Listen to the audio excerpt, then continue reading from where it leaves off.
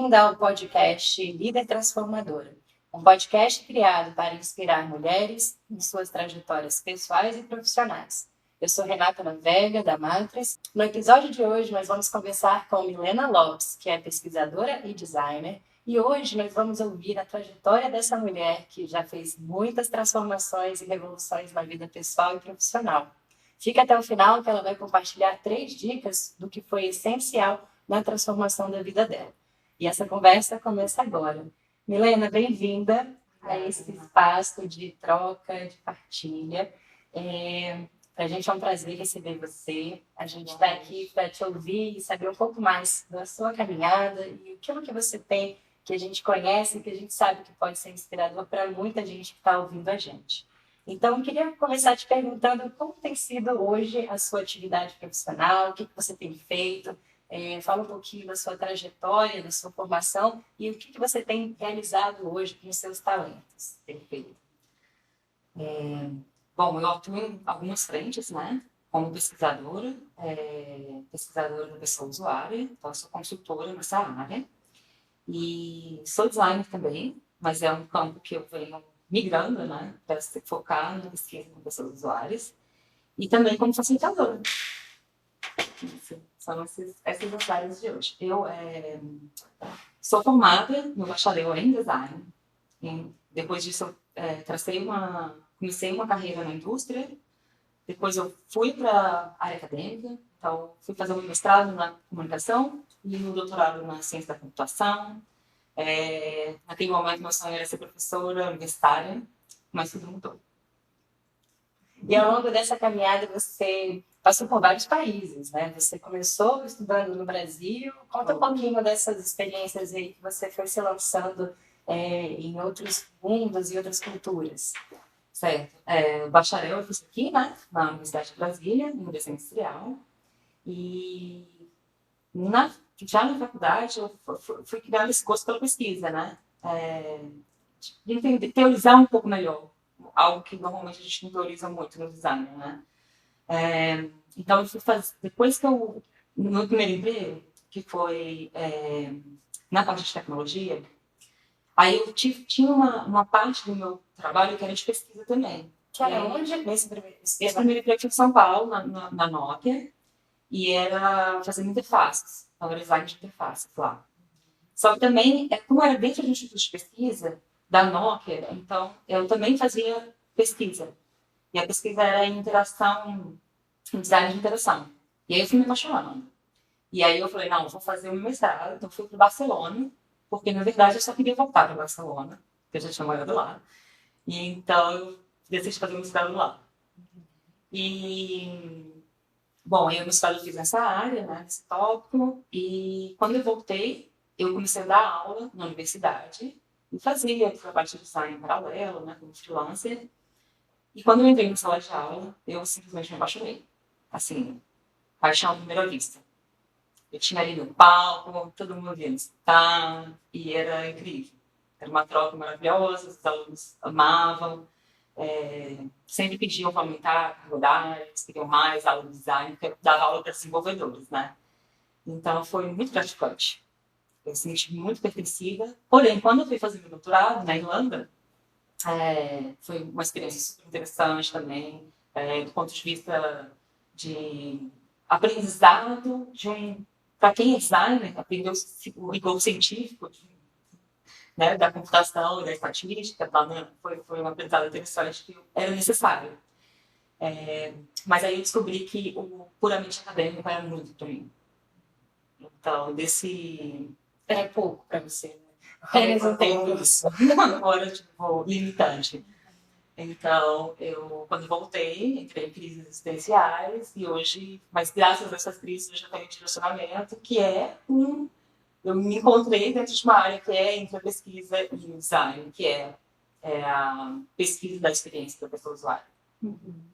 E nessa trajetória, como é que você conheceu a Matrix, né, nessa dimensão do trabalho que a gente faz com facilitação, e o que te motivou naquela época a dar esse voto de confiança e fazer um curso de facilitação?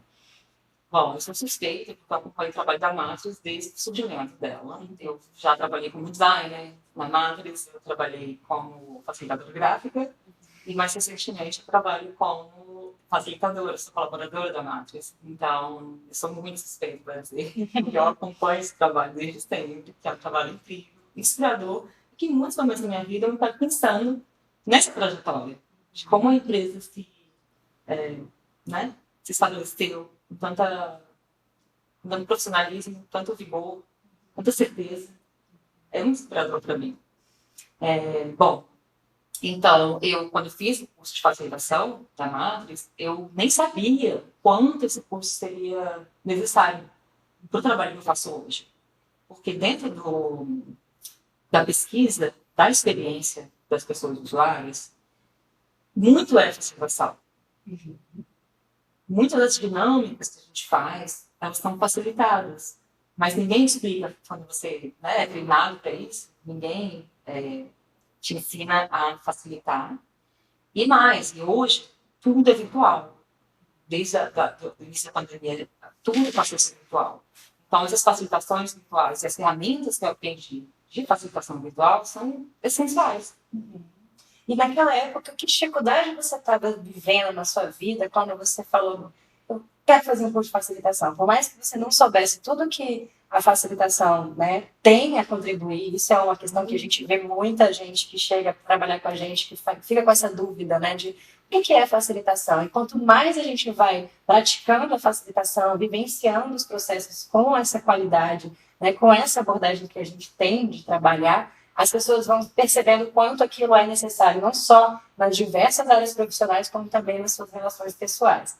Isso a gente sabe que acontece, mas naquela época que você começou, você fez o curso com a gente em 2020, que dificuldade você estava enfrentando e que você falou, talvez o curso de facilitação virtual seja uma oportunidade interessante. O que você estava enfrentando naquela época que te motivou a fazer o curso de facilitação? Então, no meu caso, não veio de uma dificuldade a intenção de fazer o curso, mas de algo que eu vou falar mais tarde, inclusive sobre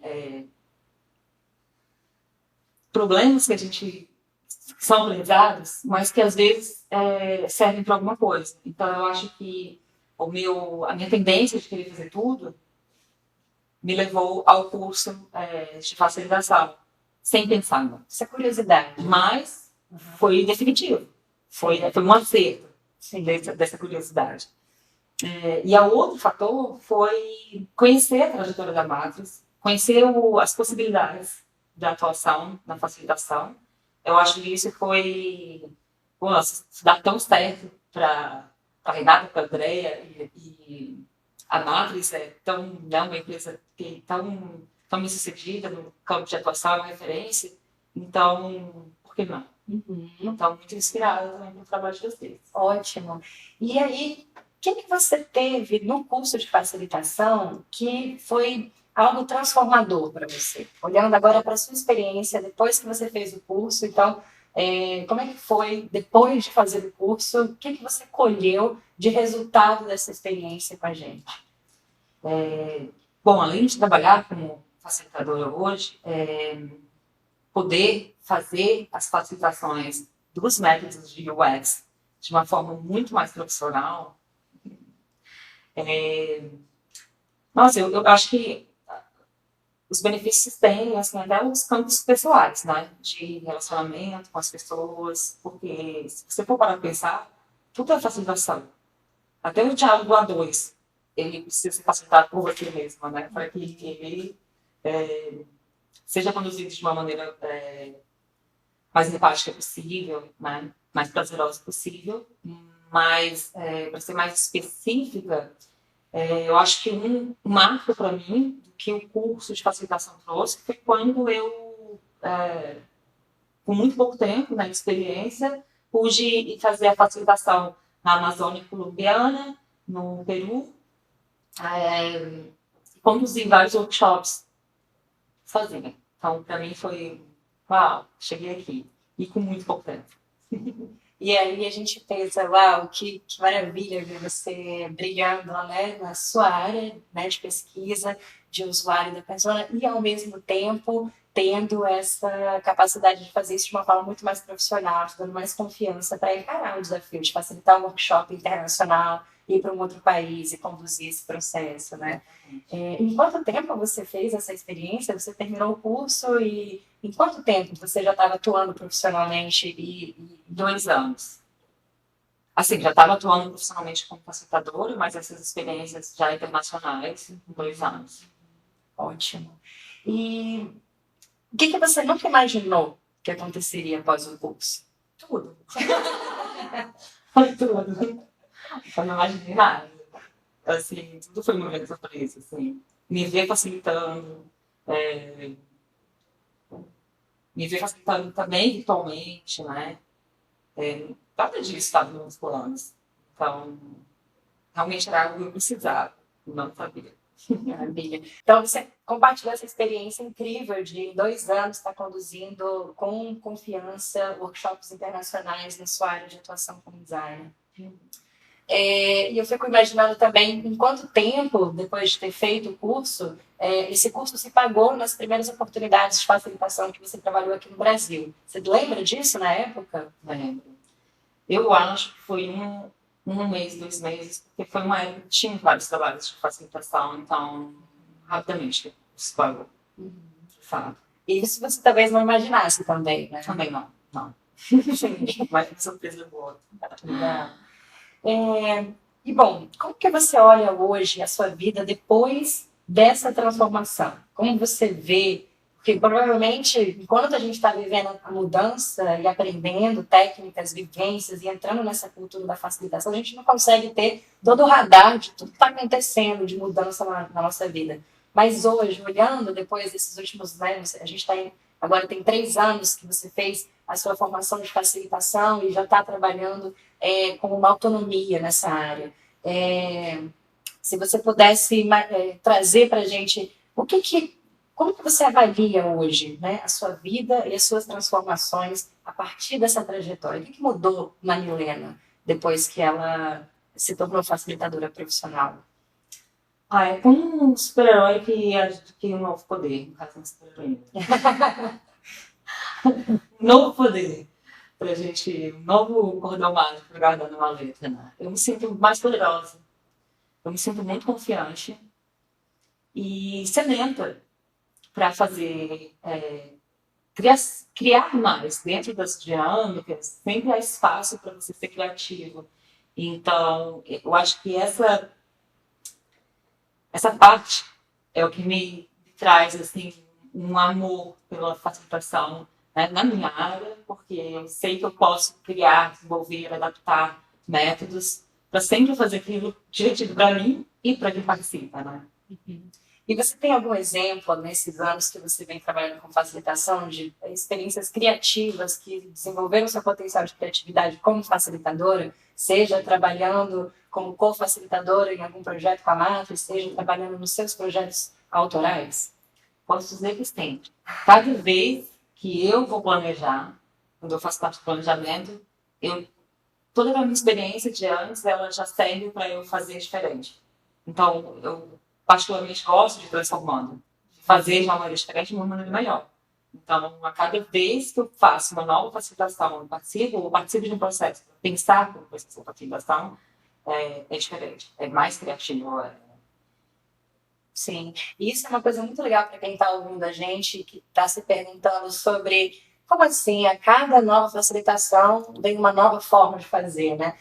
Isso talvez seja um dos tesouros para mim na facilitação, que é você saber que às vezes a gente está ali com o alto escalão das Nações Unidas, trabalhando com organismos internacionais, em outro momento a gente está num assentamento da reforma agrária, trabalhando com uma associação de agricultores familiares, em outro momento a gente está trabalhando com ministérios e assessores, né, de gestão estratégica dos ministérios e às vezes a gente está trabalhando também com associação de moradores, trabalhando com prefeituras comunitárias. Então, como é possível que diferentes experiências estejam contribuindo para o nosso potencial criativo dessa forma, né? Ou seja, como que a gente, ao longo das experiências de facilitação, vai vendo que, às vezes, uma técnica que eu usei aqui, ela pode ser o recurso que eu vou precisar na minha próxima facilitação. Porque aquela experiência que eu fiz com aquele grupo que parece que não tem nada a ver com aquele outro grupo que eu estou trabalhando, às vezes é onde eu vou me inspirar para fazer uma dinâmica que seja adaptada e única para aquela realidade. Então, de fato, quando a gente fala da criatividade na facilitação, não tem limite, né? Porque cada processo é único e a gente trabalha para fazer com que as pessoas saiam ao final sentindo que o tempo delas valeu muito a pena e que foi memorável, né? Então, assim, isso é o processo de design, né? sim, É você estudar seu pessoal usuário foco, que a gente estuda também na facilitação. Quem são as pessoas que vão participar desse workshop? Entender quais são as necessidades, qual a postura que você deve tomar. Então, tudo é projetado. Sim, né? tudo é projetado. Às vezes, uma mesma técnica, mas feita numa postura diferente, né? Sim. Pode servir para um grupo ou para o outro. E aí eu vejo você hoje como essa pesquisadora, essa designer que, junto com a facilitação, está criando uma nova potência, né? Que está juntando essas duas coisas, né? Então, se a gente fosse olhar assim, para essa Milena lá no passado, que talvez tivesse dúvida de fazer esse curso de facilitação e que talvez ela tivesse com alguma insegurança se valeria a pena dedicar o tempo, né, para fazer esse trabalho de se capacitar, o que hoje você, que está juntando essa potência, né, com essas diferentes áreas de atuação que se complementam tanto, diria para essa sua Milena do passado? Eu ia falar, no futuro você vai entender tudo. Porque hoje, né, olhando para trás, eu vejo quanto isso foi determinante. Foi determinante para eu me estabelecer na minha profissão hoje. Ter confiança nas ferramentas e nesses métodos que eu pude me firmar e falar isso eu sei fazer, isso vai dar certo. Teve alguma vez que você viu um trabalho de facilitação acompanhando, né, o trabalho de facilitação que a gente faz, a nossa abordagem, que você falou, uau, nunca imaginei que isso fosse possível? Teve alguma coisa que abriu a sua mente, que você falou, caramba, se elas conseguem fazer isso, então eu acho que eu também posso tentar? Teve algum episódio que você te venha em mente, assim? Vem um episódio que eu facilitei, por exemplo, recentemente, não preciso citar nomes, né, mas de fazer algo muito descolado, e eu acho que gerou assim, um pouco de segurança, né, na equipe, será que vai dar certo, assim, ser incrível. Fala, não, sim, podemos usar essa criatividade mesmo, porque o pessoal gosta, né, gosta muito disso. Também na moderação de situações problemáticas, que é a hora que eu falo, caramba, essas mulheres são incríveis, porque, bom, o que a André sempre fala, mas Mia, eu tenho 15 anos de experiência, é por isso que eu consigo fazer isso tão bem. Deve até ter um pouco mais aí do que 15. Mas é incrível a forma de moderar esses conflitos. Quando é um conflito no diálogo mesmo, né? De saber colocar ordem dentro de uma dinâmica, por exemplo, né? Em que todo mundo quer falar ao mesmo tempo. Então, isso é incrível, assim, observar, estar observando. Eu não estou lá ainda, mas é para mim uma inspiração mesmo.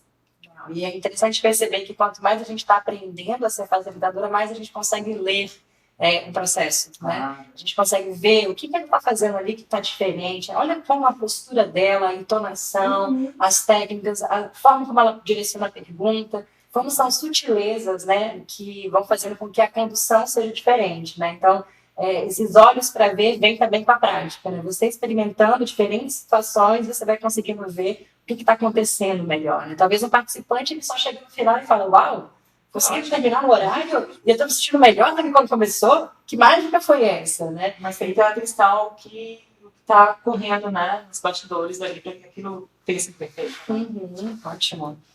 E bom, olhando agora para essa sua trajetória, sabendo que você se relaciona com tantas organizações e pessoas, e teve essa trajetória passando por vários países, quando você olha para a Matrix, na sua vida, que imagem você tem da Matrix, assim, pensando na sua vida, que imagem a Matrix representa para você?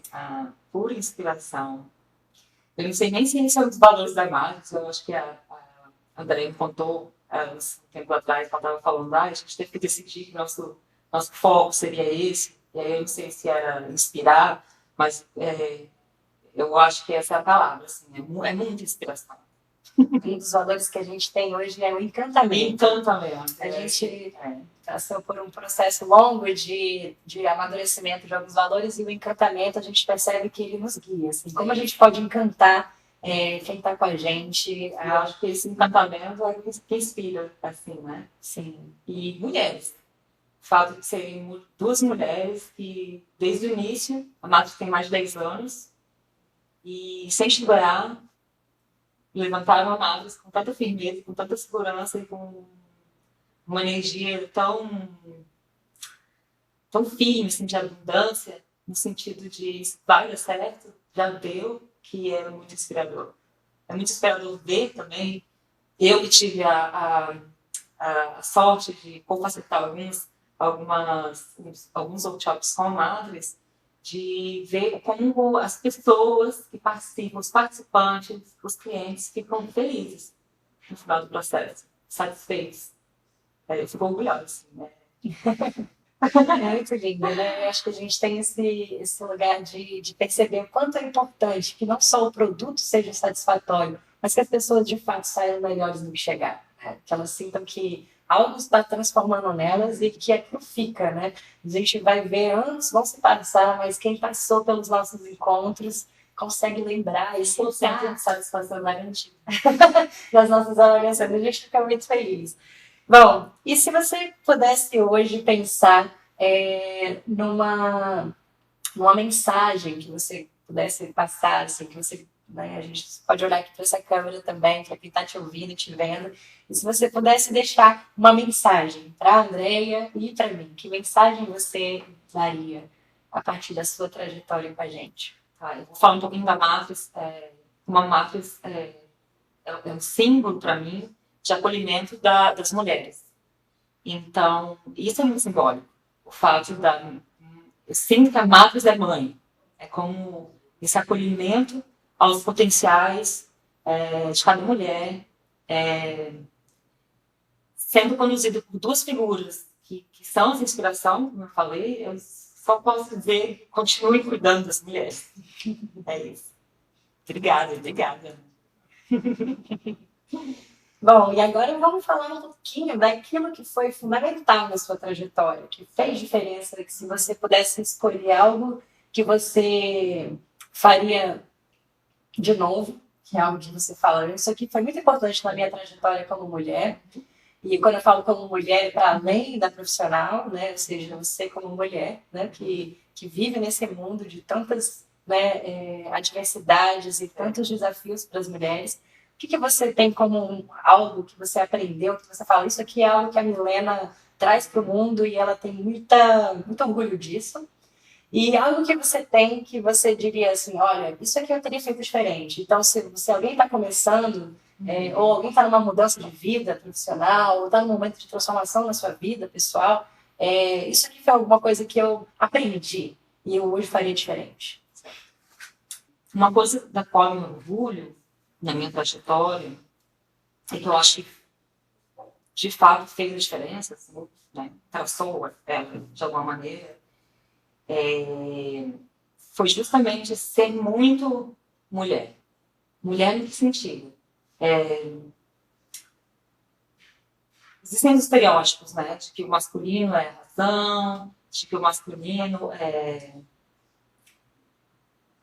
um certo pé no chão, e que ser feminina seria ser passional, emocional. Foi exatamente isso que me abriu os caminhos. Tem uma história que você gosta muito, que é a história de como eu consegui entrar no meu doutorado. E foi tudo baseado na paixão. Não, tem que contar essa história aqui. Quem está ouvindo merece ouvir essa história. Ela é maravilhosa. Como é que foi isso? Você estava na sua terceira tentativa de bolsa da CAPES? Não, foi a primeira. Mas não foi a primeira vez na minha vida que eu consegui o que eu queria colocando emoção, né?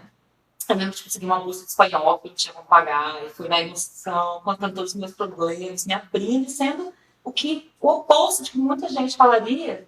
Eu lembro que minha mãe, na época, ela até falou: nossa, minha filha, você conseguiu ganhar desconto escrevendo uma carta falando dos seus problemas financeiros? Foi, mãe, foi isso.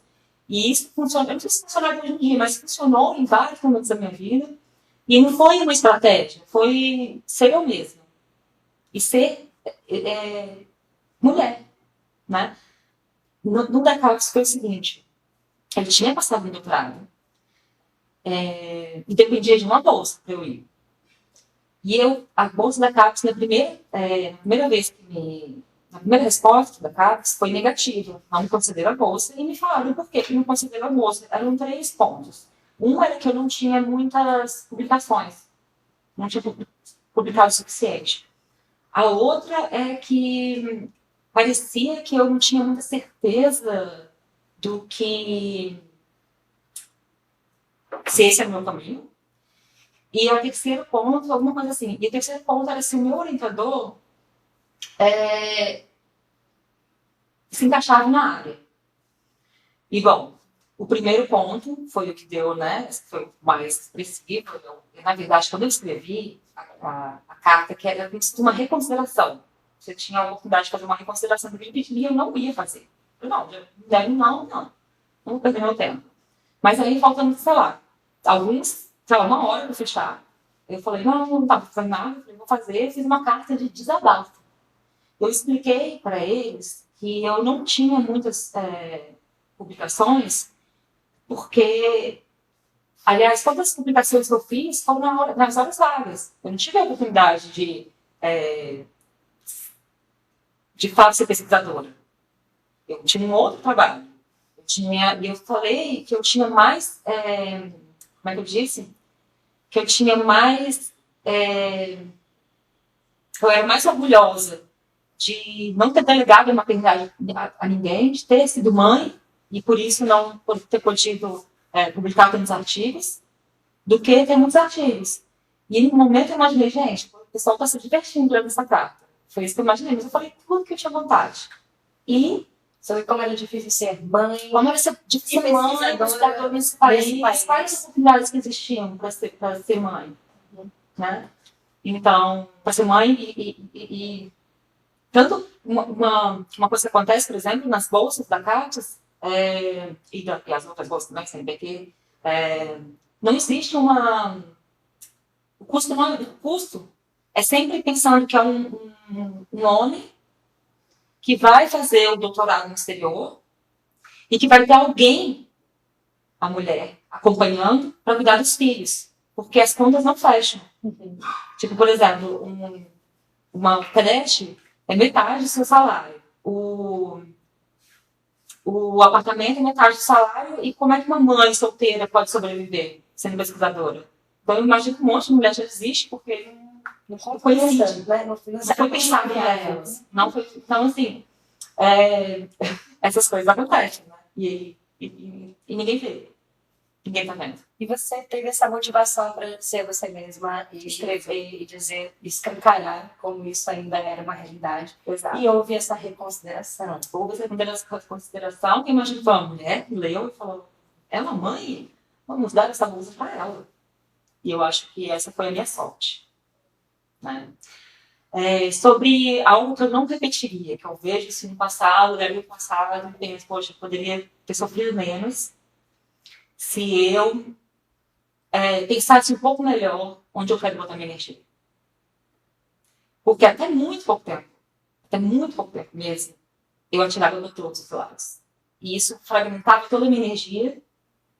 Eu não colocava tudo que eu podia numa coisa só.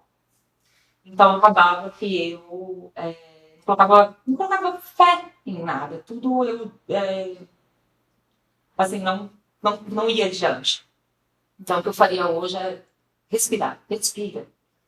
Toma o seu tempo. Pensa se é isso que você quer mesmo, botar energia. E não porque você está desesperado para fazer alguma coisa certa. Né? Eu acho que isso é o que eu faria diferente. E um aprendizado novo que veio dessa Milena agora, que já juntou essas potências, atravessou isso e hoje está em outro patamar. O que você diria para as futuras facilitadoras, líderes e pessoas que estão em transformação nas suas vidas? Certo. algo que está sendo muito transformador para mim agora é a leitura de um clássico da literatura feminista, que é Mulheres que Correm dos Lobos. Foi um livro que eu tentei ler há 15 anos atrás e não consegui, mas que hoje está sendo cada capítulo, é como se eu conseguisse entender tantas facetas dos ciclos do feminino, tantas questões, tantas energias né, sabotadoras, e eu acho que super recomendo essa leitura para toda mulher que quer se autoconhecer e entender, né, a sua trajetória. Para ser uma líder, né, com mais potencial ainda, se autoconhecer é fundamental. Que maravilha, eu também sou muito entusiasta da Clarissa Pinkola Estés, né, que é a autora do Mulheres que Correm com os Lobos, também me inspirou muitas vezes ao longo desses últimos 15 anos, né, trabalhando com grupos, trabalhando com diferentes pessoas, os vários arquétipos e desafios que a gente pode enfrentar na vida, aprendendo, né, sobre tudo que ela traz ali. Então, eu acho, fica essa dica aí para quem está ouvindo, de reler, né? E quem nunca leu, de começar a fazer essa leitura, que geralmente em grupo é uma leitura muito boa, né? Porque várias pessoas lendo juntas e compartilhando tem ainda uma potência maior. E eu queria aproveitar e abrir para você falar um pouquinho sobre o seu trabalho hoje, que é voltado para mulheres, né? Que você também está lançando, né, as suas ferramentas como facilitadora e designer. Então, quem quiser te ouvir mais, saber mais sobre o seu trabalho, coloca aqui pra gente, fala aí um pouquinho como elas podem acessar os trabalhos que você vem fazendo com o Gender Thinking e outras potências que você está criando aí, juntando a facilitação e o design. Sim, um trabalho que foi no estado do doutorado foi um trabalho para aperfeiçoar os métodos de design para que eles sejam inclusivos. Então, é o genderthinking.com. É esse site onde vocês podem ver alguns insights sobre os seus estados de doutorado e também uma proposta de mentoria para tornar o processo de design mais inclusivo no sentido na parte de gênero. E quem quiser saber um pouquinho mais sobre o que eu faço, tem o meu site também, lenalopes.com, que é onde eu descrevo alguns casos, né, de pesquisa, e lá também como eu aplico as ferramentas que eu aprendi na Madres com o curso de facilitação. Maravilha. E o trabalho que você vem desenvolvendo também de educação, voltado para mulheres, né, mas especialmente meninas que estão na fase, né, da transformação do corpo da menina na primeira menstruação, na menarca. Conta pra gente como é que você tem trabalhado também como educadora menstrual. Então, há uns 2 anos, algumas mulheres que participaram de um ciclo do Sagrado Feminino, né, na Irlanda, comigo, fizeram esse convite da gente criar um grupo para disseminar a educação menstrual para meninas, e passando pela fase da primeira menstruação e para criar esse vínculo do empoderamento do corpo e das opções, né, das opções de ferramentas que elas poderiam ter para se conectar com os próprios ciclos, né, do feminino. Então, essa é a Coletiva Intuir. Você pode encontrar no Instagram como Coletiva Intuir, @Coletiva Intuir. Maravilha. Então, esse foi o nosso episódio de hoje com a Milena, essa designer feminista e pesquisadora, que também é facilitadora e que a gente tem um orgulho enorme de conhecer, de conviver e desejar que você siga aí conectando suas potências, seus talentos, para levar, né, tudo aquilo que te motiva, que te faz brilhar cada vez mais longe. Então, muito obrigada por essa partilha de hoje. E se você também gostou dessa conversa, comenta aqui o que é que te inspirou para a gente seguir esse diálogo alimentando mulheres que transformam o mundo.